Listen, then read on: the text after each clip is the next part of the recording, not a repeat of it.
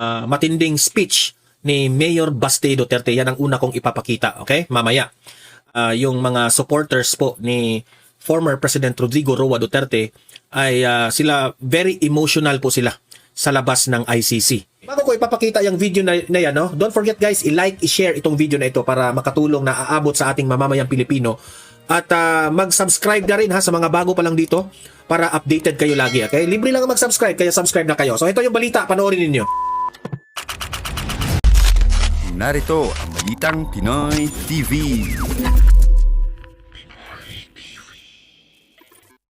Okay, at heto mag-a-update tayo. Ito yung unang topic natin. Mag-a-update tayo dito sa nangyari sa Hague, no? Doon po sa anibersaryo sa paghuli nila kay former President Rodrigo Roa Duterte. Ipapakita ko una itong video na ito, no? Kung saan yung mga supporters po ni former President Rodrigo Roa Duterte ay sila very emotional po sila sa labas ng ICC. Sumisigaw sila ng bring him home, send him back. Yan ang mga isinisigaw ng supporters ni former President Duterte. Kuha po itong video na ito sa vlogger na si Alvin and Tourism. Kilala naman natin si Alvin. At nakunan rin ni Alvin itong matinding speech ni Mayor Baste Duterte. Yan ang una kong ipapakita, okay? Mamaya.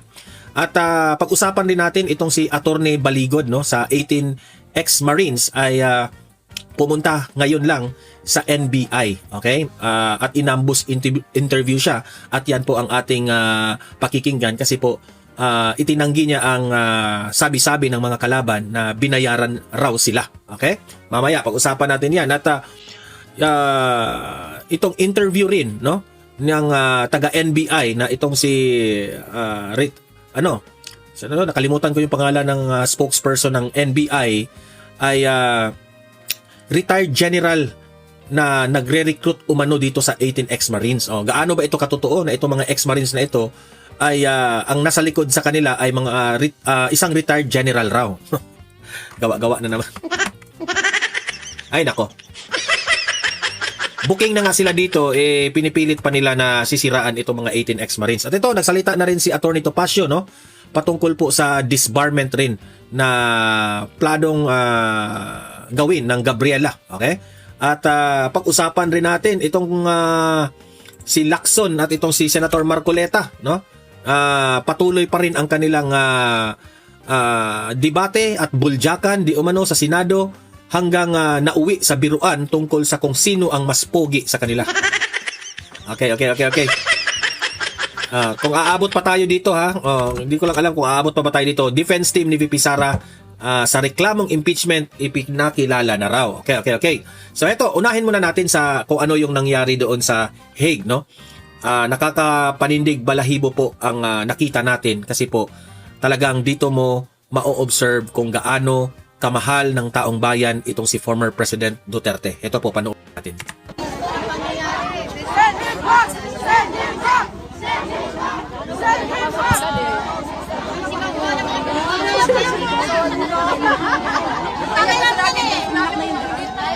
Ayan ha, sa harap po yan ng ICC, okay? No. Shout out nga pala sa mga audience ko sa Donmar TV na nandoon ngayon sa Hague, no? Saludo po kami sa inyo at ingat-ingat po kayo dyan. Patuloy lang ang inyong ginagawa at matutuwa po ang ating mahal na Pangulo na si former President Duterte.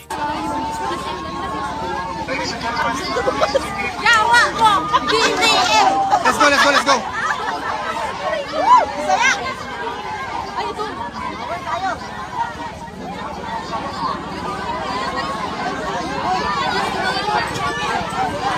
Ano daw?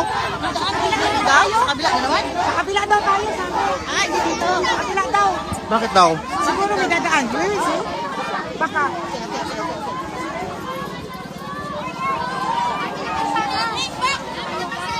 Guys, grabe guys. First time ever. Lights on camera guys. Hello. Everybody so emotional dito po guys. Sabi po.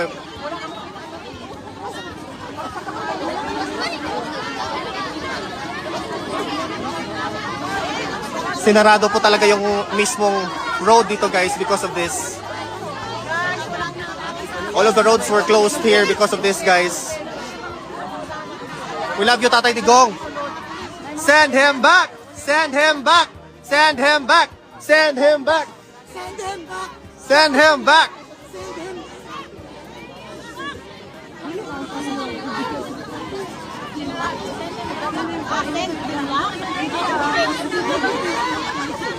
Yung ibang mga kababayan natin masayang sinuportahan si former President Duterte. Grabe ka. I cannot even talk guys because it's so weird, the feeling. Emosyonal sila sa pagsuporta nila kay Tatay Digong.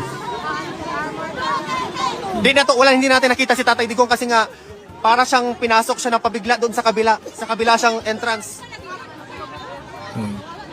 Siguro Or ito-transfer that was si Tatay Digong. allegedly na siya yon. Pero ngayon iba. So sa mo'y buhay, lupang hinirang, duyan ka ng magiting sa manlulop.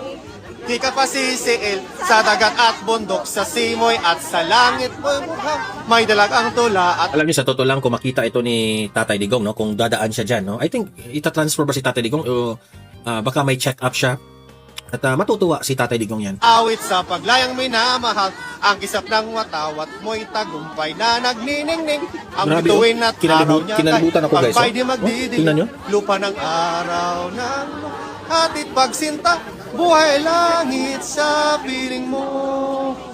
Aming ligaya na Kahit wala ako dyan, ha, pero napipil ko, ha. Kinalibutan ako, oh. Kung nakikita niyo lang sa camera, oh. Yan, oh. Kinalibutan ako, oh. Grabe. kapag may mga api ang matay ng dahil sa'yo.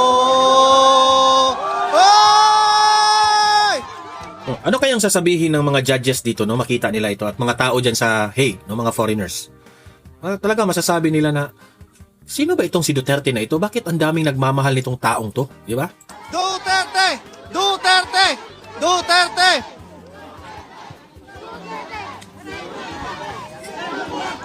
Send him back! Send him back! Send him back. Send him back. Send him back. Send him back. Send him back. Send him back. Send him back. Send him back. Send him back. Send him back.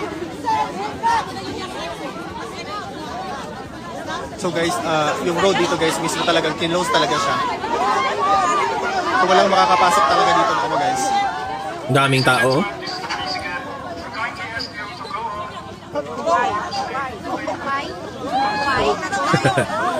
Pinapapauwi na sila ng mga authorities alam ko naman, wala pa yung ganang umuwi eh.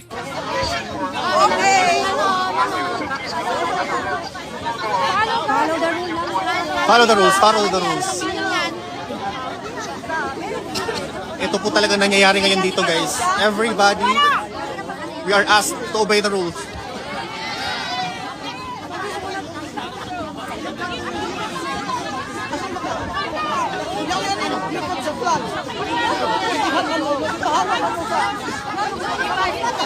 Guys, nawala na ako. Asa na sila? Kaya dito sa Donwar TV, no, pinakita natin ito para yung mga audience ko, mafe-feel rin natin na para tayong nandyan sa Hague, no, nakasuporta kay Tatay Digong. Hoy, wala. Mama.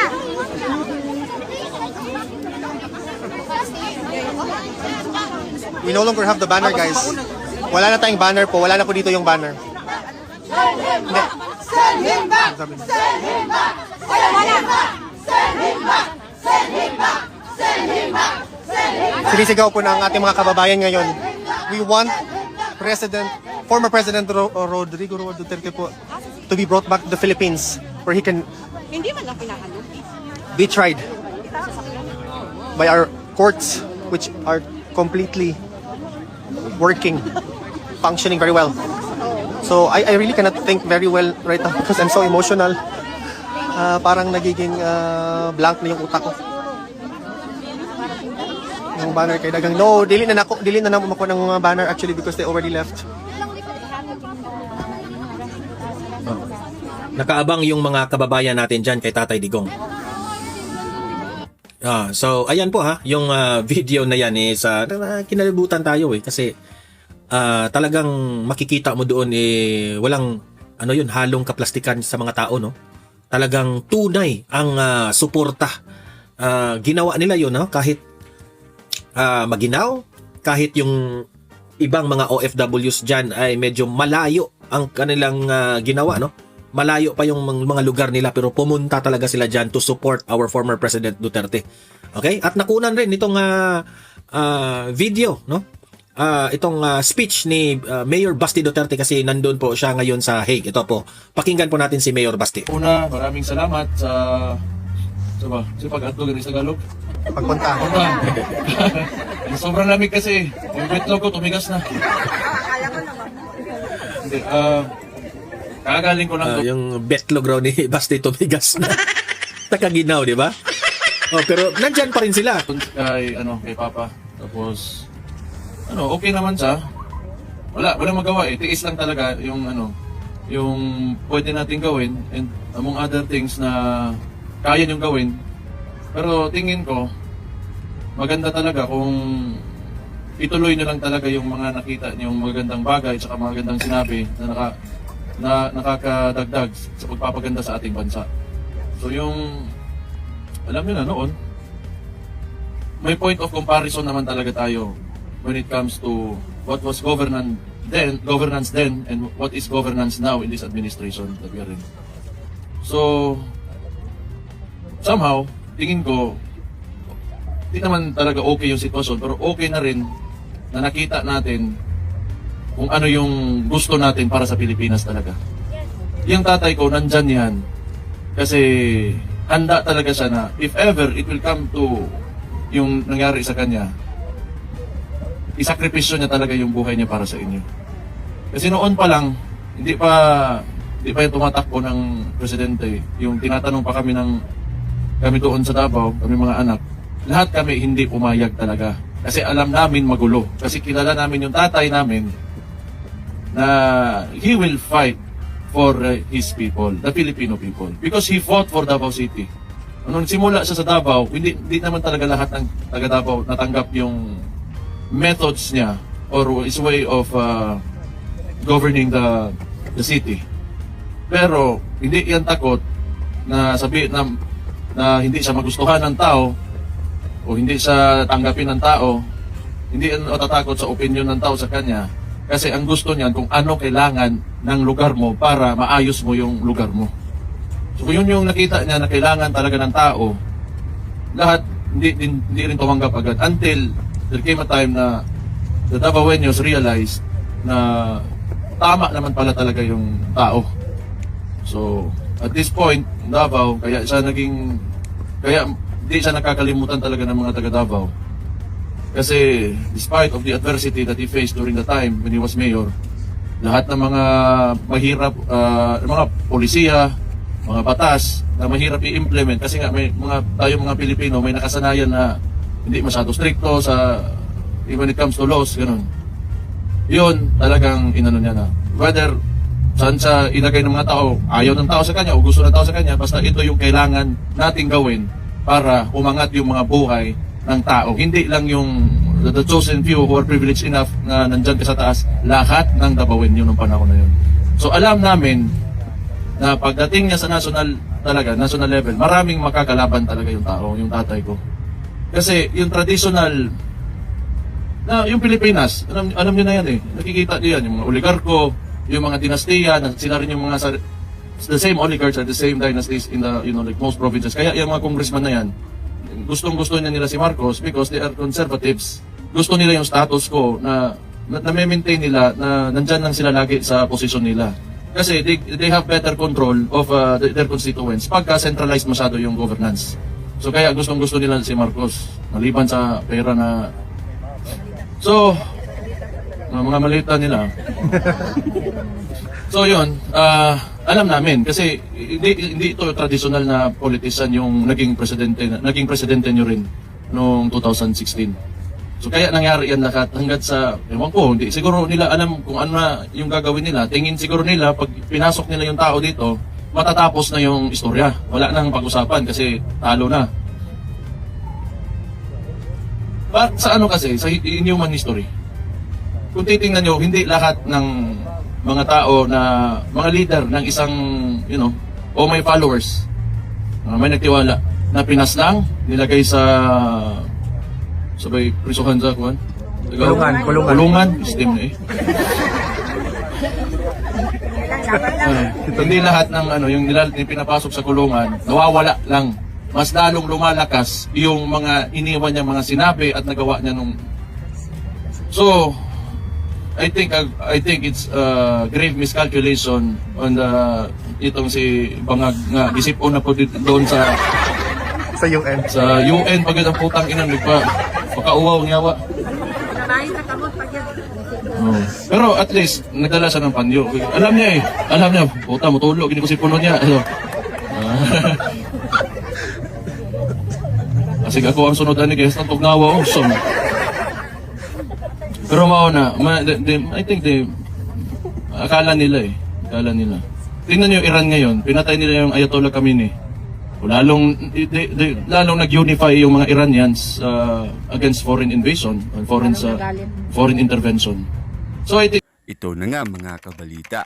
Ano na ang masasabi nyo patungkol sa balitang ito? Please comment down below mga kabalita. Pag-usapan natin yan sa comment section. At kung di ka pa nakasubscribe sa ating channel, baka naman